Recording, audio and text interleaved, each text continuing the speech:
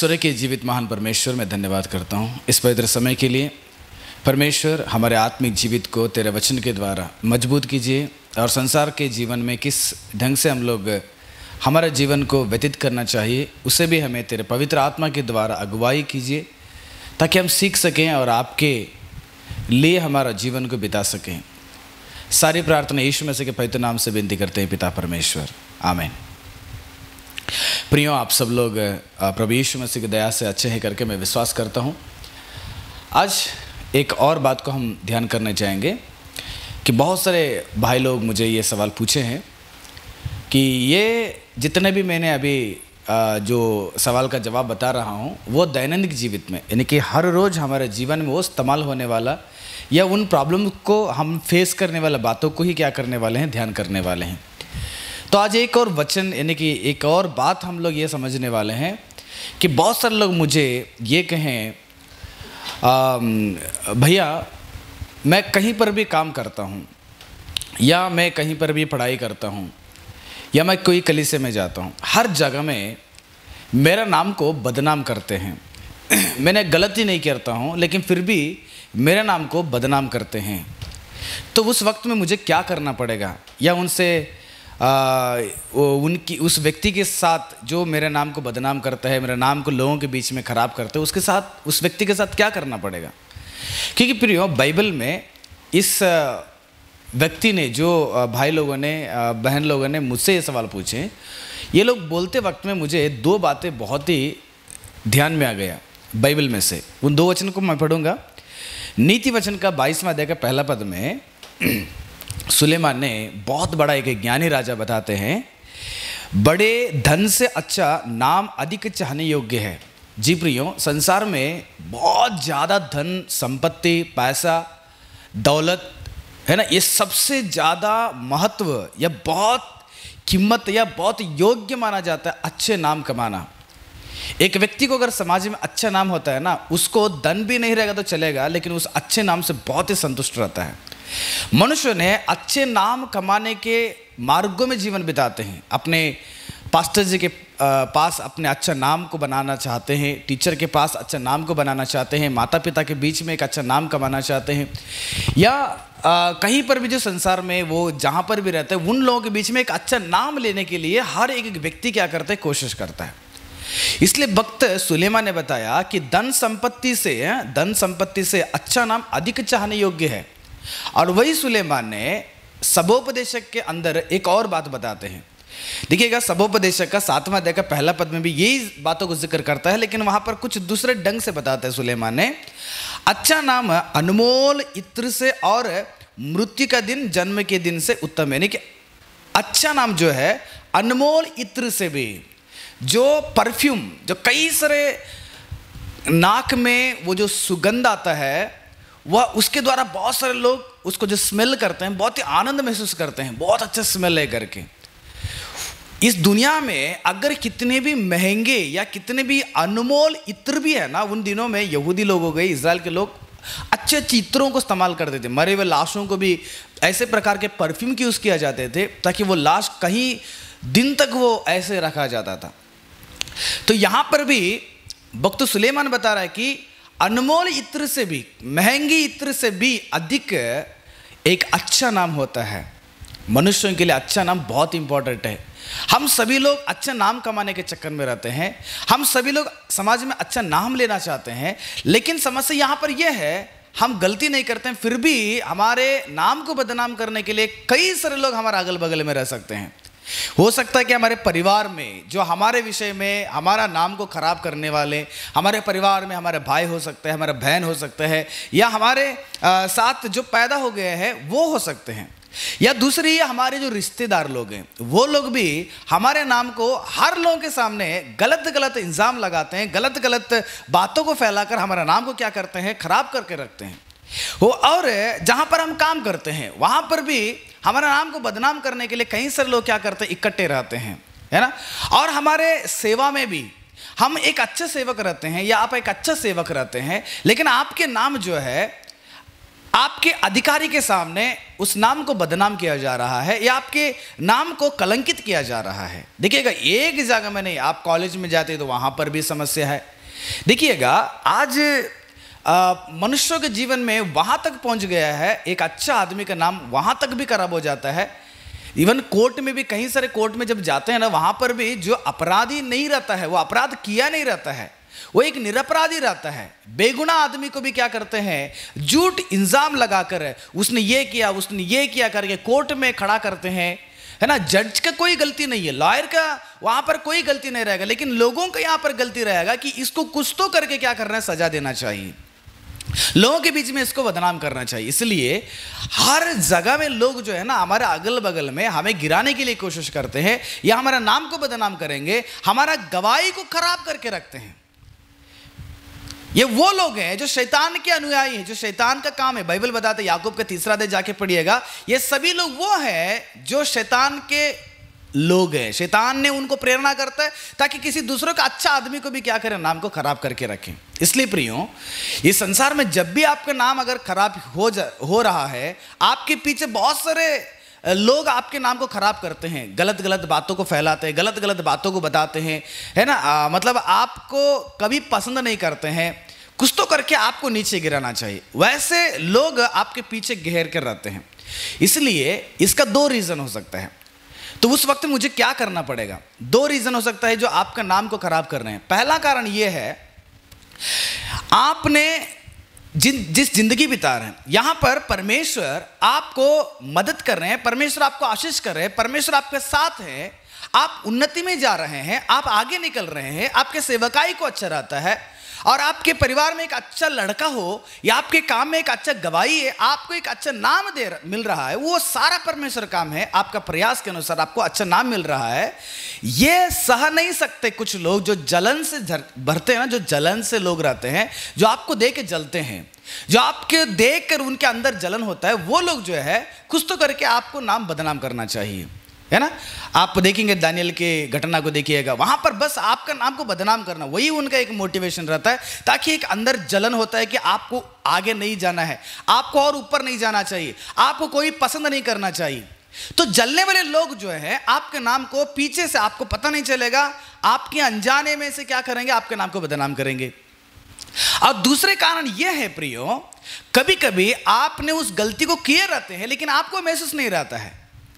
आप हमेशा देखो, इंसान का एक सोच ये है ना, हमेशा वो अच्छा आदमी रहता है, कभी भी इंसान अपना गलती को नहीं मानता है, लेकिन वो गलती किया रहता है और वही बात लोगों के बीच में फैल जाता है, लेकिन वो आदमी एक्सेप्ट नहीं करेगा, स्वीकार नहीं करेगा, अंगीकार नहीं करेगा कि मैंने गलत किया हूं, मेरा गलती को क्या करे, लोग बातचीत कर रहे हैं। चाहे कुछ भी हो प्रियो, यही 2 रीजन हो सकता है, या आप गलत आदमी है इसलिए आपके नाम गलत में फैल रहा है।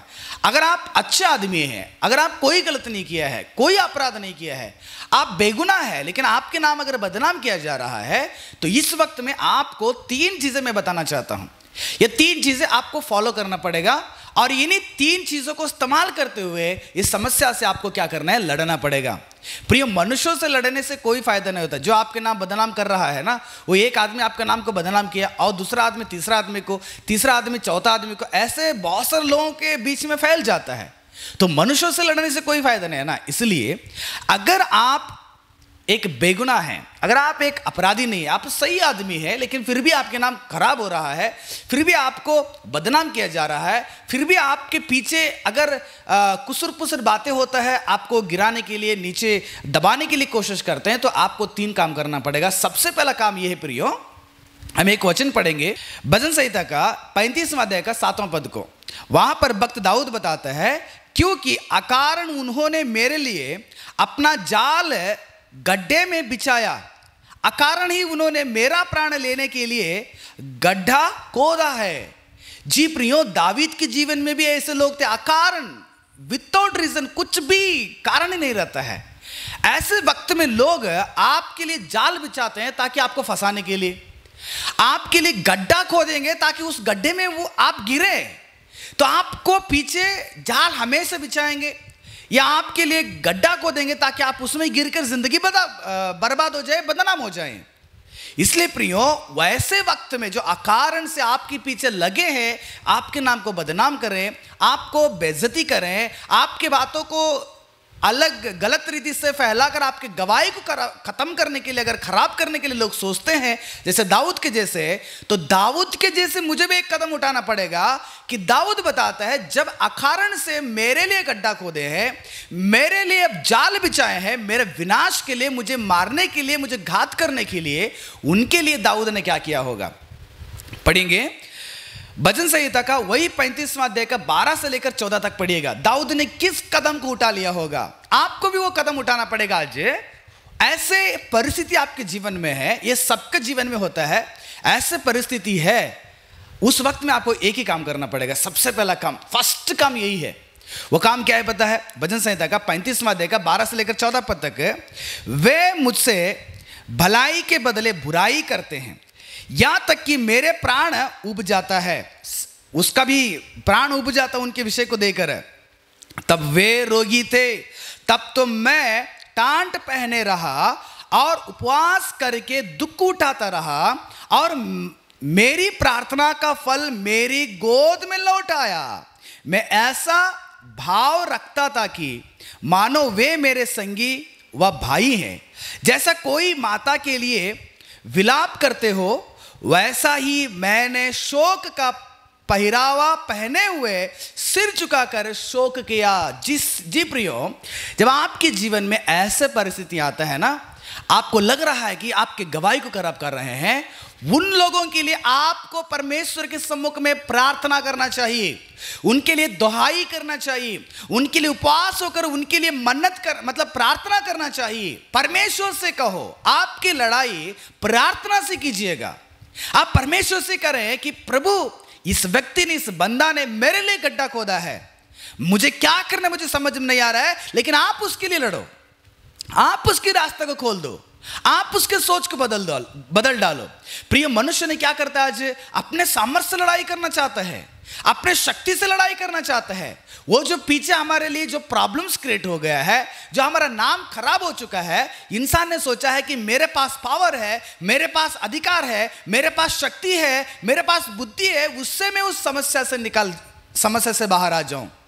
लेकिन दाऊद राजा ने, सारे मंडली के राजा, लाखों के प्रजा के राजा दाऊद ने उन लोगों के लिए, जिसने दाऊद के लिए जाल बिछाए थे, जिसने दाऊद के लिए गिराने के लिए गड्ढा को देते, उसको मारने के लिए, उन लोगों के लिए दुहाई किया, उनके भलाइयों के लिए प्रार्थना किया। बोल रहे जब वो रोगी में थे ना, उनके लिए प्रभु मैंने टांट बांध कर उनके लिए विलाप किया हूं। विलाप मतलब रो लो कर गिड़गिड़ाहट किया उन लोगों के लिए दाऊद ने। प्रियो, आपके साथ चाहे आपके सेवक, आपके कलीसिया में रहने वाले विश्वासी, आपके साथ काम करने वाले स्टाफ हो सकते हैं, या आपके परिवार के लोग हो सकते हैं, आपके रिश्तेदार लोग हो सकते हैं, आपके पड़ोसी लोग हो सकते हैं, कोई भी हो सकते हैं। अगर आपके नाम को बदनाम कर रहे हैं, आपको पता नहीं चल रहा है कि इस बात को कौन कैसा फैला दिया, आपको एक ही काम करना पड़ेगा, तुरंत परमेश्वर के पास जाइएगा और प्रार्थना करें, प्रार्थना करें। दाऊद बताया, जैसे मैंने प्रार्थना किया, मेरे दुहाई मेरे गोद में क्या हो गया, लौट के आ गया। आपके लिए न्याय करने वाला परमेश्वर है, आप चिंता ना कीजिएगा। आपके समस्या परमेश्वर से बोलो। आप मनुष्य के साथ बोलते हैं जाकर, नहीं मैंने ऐसे नहीं किया, मैंने अपराध नहीं किया, मैंने सही हूं। मनुष्य से बोलने से कोई फायदा नहीं होता है। आप परमेश्वर से कहिएगा, परमेश्वर आपके लिए लड़ता है। बहुत सारे लोग आज प्रार्थना की आदत नहीं रहेगा, लोग बोलेंगे हम मांगने से पहले परमेश्वर को पता है, तो फिर परमेश्वर से क्या मांगना है। अगर मांगने से पहले अगर परमेश्वर को सब कुछ पता है, तो दाऊद ने क्यों प्रार्थना किया, दानियल ने क्यों प्रार्थना किया, है ना? ये सभी लोग, अब्राहम ने क्यों प्रार्थना किया, ये सभी लोग क्यों प्रार्थना करना पड़ा बताइएगा। कितने लोग देखते हैं ना, हन्ना ने प्रार्थना करते हैं, जकरिया प्रार्थना करते हैं, कितने लोग परमेश्वर के पास प्रार्थना करते हैं। प्रार्थना मनुष्य के जीवन में बहुत बड़ी सामर्थ्य है। प्रार्थना एक विश्वासी के जीवन में बहुत बड़ा बल है। आप प्रार्थना के द्वारा परमेश्वर के पास जाकर उस समस्या से आप बाहर आने के लिए कोशिश कीजिएगा। प्रार्थना की आदतों को बढ़ाइएगा, प्रार्थना के एक आत्मिक जीवित को बढ़ाइएगा तुम्हारे जीवन में। अब जाकर अगर आप पढ़ते हैं ना यशायाह का 53वां अध्याय का 12वां पद को, वहां पर भी यीशु ने प्रार्थना किया।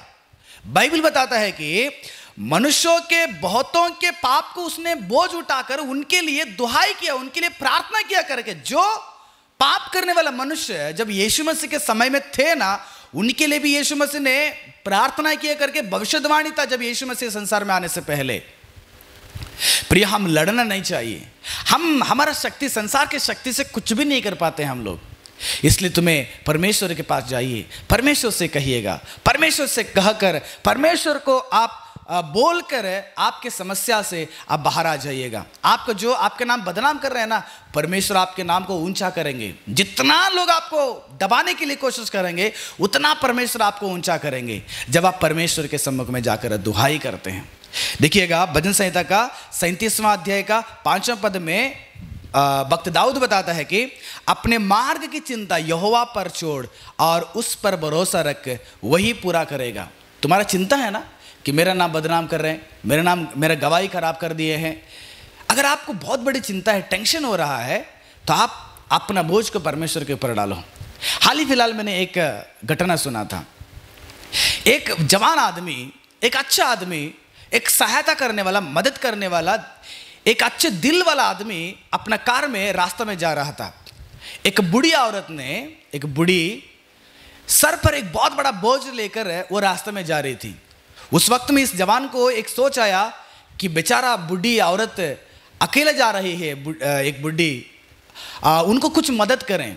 तो कार रोका और उस बूढ़ी को कहा कि माँ जी, आप गाड़ी पे बैठ जाएगा, उतना बड़ा बोझ को लेकर क्यों आप जा रहे हो? तो बोलते ही जैसे गाड़ी का 4 व्हीलर का दरवाजा खुला गया, उस बूढ़ी औरत ने अंदर बैठी और जवान ने गाड़ी लेके आगे चला। थोड़ा सा आगे निकल गया तो तुरंत जो ड्राइवर के सामने जो ऐनक होता है, उस ऐनक में से उस पीछे जो बैठी थी बूढ़ी औरत, तो उनको देखा और जवान और हंसने लगा। एक अचंभित हो गया उसने। क्यों अचंभित हो गया? और गुम कर कहने लगा, अरे माँ जी, आपके बोझ हल्का कम होने के लिए मैंने आपको मेरे गाड़ी में बैठा लिया, लेकिन गाड़ी पे बैठकर भी आप अपने टोकरी को अपने सर पे रख लिया क्यों? आप उतर डालो, आप गाड़ी में रखो, क्योंकि गाड़ी पे इसलिए मैंने आपको चढ़ा लिया ताकि गाड़ी पे आपका बोझ रखे और आप भी मेरे गाड़ी पे रखें, मैं मेरा गाड़ी पे लेके जाऊंगा।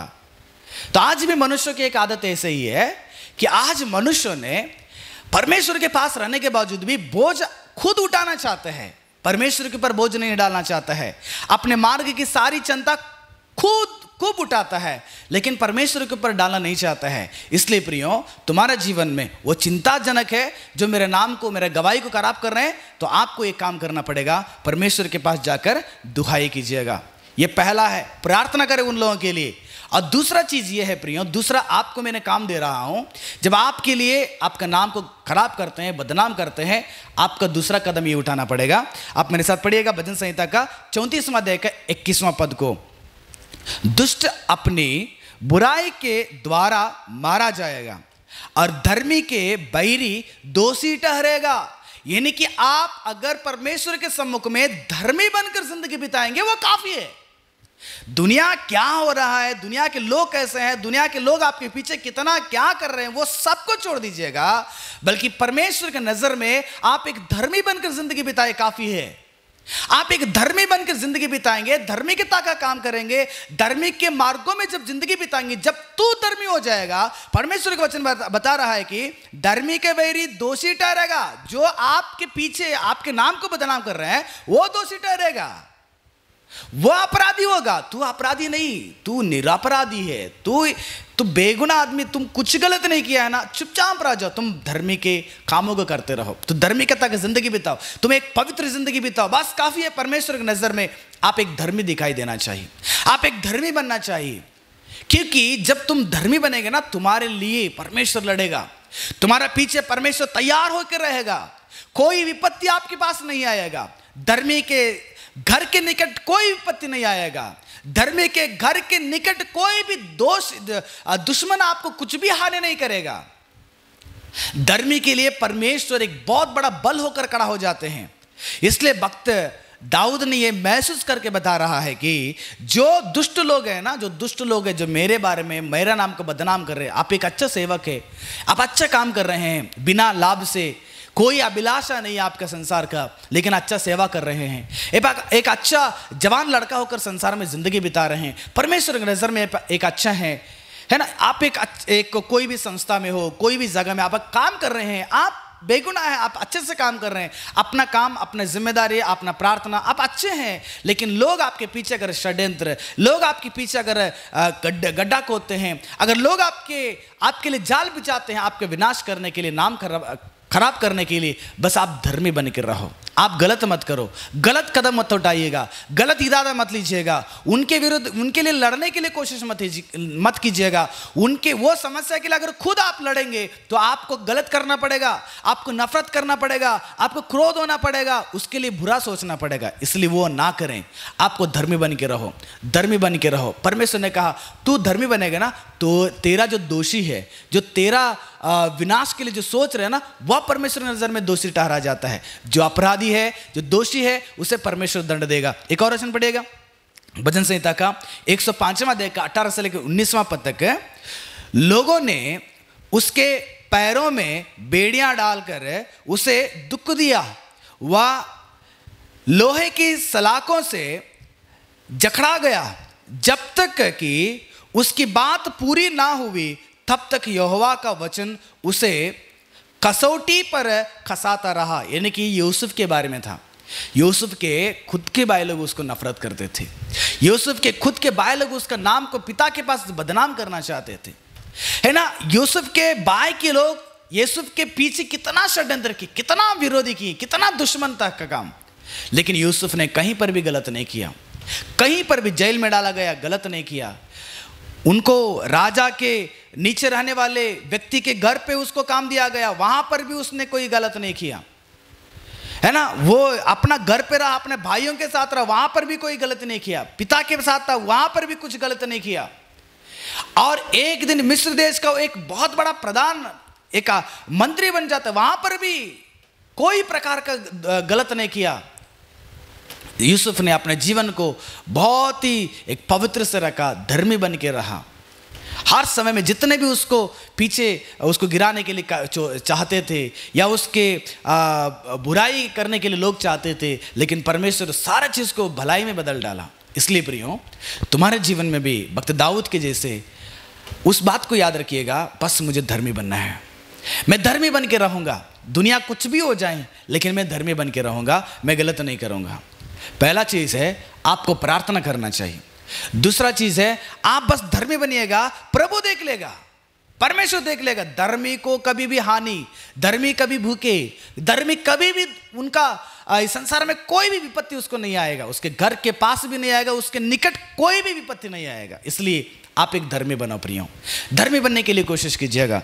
और तीसरा, आपको मैं ये एक और सलाह देना चाहता हूं, जब आपके लिए आपके नाम बदनाम करते हैं, आपके नाम खराब करते हैं, आपके पीछे बहुत सारे लोग आपके लिए, आपके विषय में गलत गलत बातों को फैलाकर आपकी गवाही को खराब करते हैं, तो उस वक्त में तीसरा जिम्मेदारी ये है प्रियो, अगर कल होकर वह बातें आपके कानों में गिर जाएं कि ऐसे बंदा, ऐसे लोग आपके बारे में ऐसे बातचीत कर रहे हैं, तो आपको सिंपल से काम करना पड़ेगा।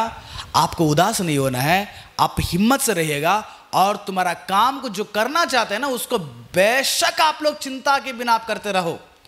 आप हिम्मत से रहिएगा, उदास मत हो जाइएगा।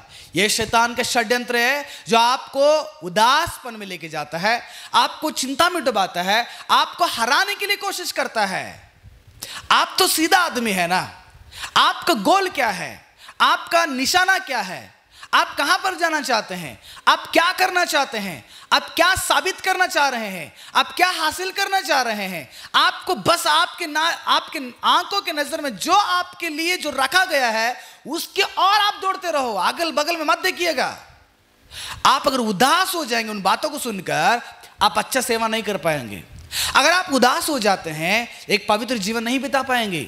अगर आप उदास हो जाते हैं, आप एक विश्वासी बनकर नहीं रह सकते हैं, क्योंकि उदासीपन चिंता में डुबाएगा। चिंता आपको और भी कहीं से आत्मिक क्षीणित कर देगा, आपको आत्मिक जीवित में दबा के रख देगा।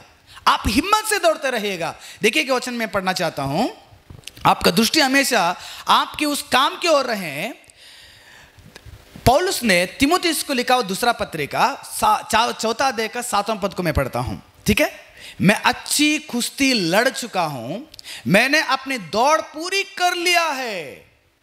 और पौलुस ने तीमुथियुस को बता रहा है कि मैंने एक अच्छी कुश्ती कर लिया मैंने। यानी कि व्यक्ति का जो जीवन होता है ना संसार में, एक लड़ाई है प्रियो, एक कुश्ती है। वो जब एक फौज में रहने वाला आदमी जब यूनिफॉर्म पहनता है या यूनिफॉर्म नहीं पहनेगा, वो तो एक रूल से यूनिफॉर्म पहनने का, लेकिन 24 और 24 घंटा उसके हृदय में यही रहेगा, अगर दुश्मन आधी रात में आएगा तो उसको उठेगा, गन लेना पड़ेगा, उसको लड़ना पड़ेगा उससे। अगर 12 घंटा या 8 घंटा काम करेंगे उसके बाद हमारा कोई जिम्मेदार नहीं, हम गन उठाएंगे नहीं, अगर सोचेगा ना, तो कब का हमारा देश मुश्किल में आ जाता है। कब का हमारे देश का जो फौजी है बहुत समस्या सामना करना पड़ता है।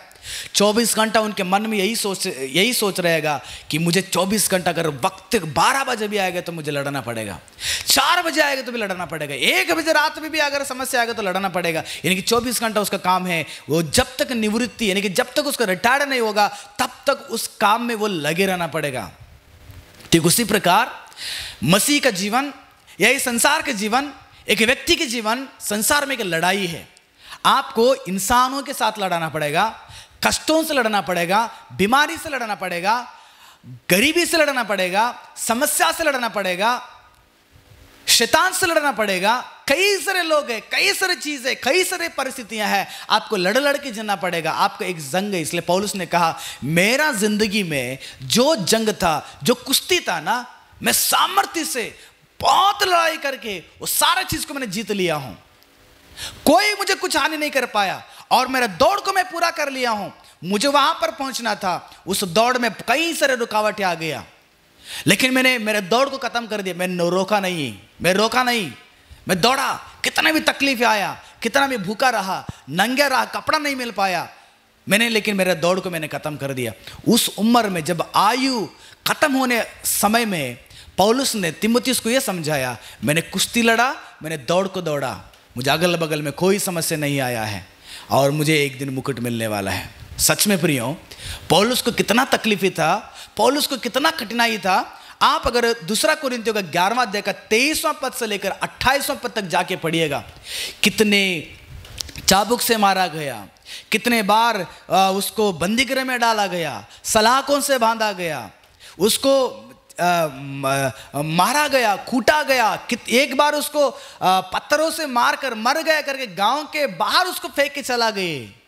उसके लक्ष्य यही था, मैं प्रभु को सेवा खत्म करना है, मैं मेरा आत्मिक जीवित को पूरी रीति से खत्म करना चाहिए, मैं कभी पाप नहीं करना है, कभी मेरे जिंदगी को रोकना नहीं चाहिए, मेरे जिम्मेदार को मैं खत्म करना चाहिए। प्रियो, आप अपना परिवार की जिम्मेदार में हैं, आप अपना पढ़ाई की जिम्मेदार में हैं, आप एक सेवकाई की जिम्मेदारी में हैं, आप कोई भी एक जिम्मेदार आपके साथ है, उसमें आप कामयाब होना है तो आपके पीछे जो आपके नाम बदनाम कर रहे हैं ना, उनको देख के बैठ जाएंगे ना, आप कुछ नहीं कर पाएंगे, आप कुछ नहीं कर पाएंगे। समाज के लोग ऐसे बोल रहे हैं, मेरे लोग ऐसे बोल रहे हैं, मेरे साथ रहने वाले ऐसे सोच रहे हैं। अगर ऐसे सोच के बैठेंगे तो ऐसे सोचते ही बैठ जाना पड़ेगा, आप कभी आगे नहीं निकल पाएगा। आप उदासपन में अच्छे से प्रार्थना नहीं कर पाएंगे, बाइबल नहीं पढ़ पाएंगे, है ना, और आगे आप लोग किसी और के लिए या किसी और के साथ आप आत्मिक जीवित में बढ़ते हुए परमेश्वर की ओर नहीं जा पाएंगे आप लोग। इसलिए आपके पीछे कितने भी षड्यंत्र हो जाएं, आपका नाम कितना भी लोग बर्बाद करें या आपका गवाही को बर्बाद करने के लिए कोशिश करें, चिंता मत कीजिएगा, उदास मत हो जाएगा।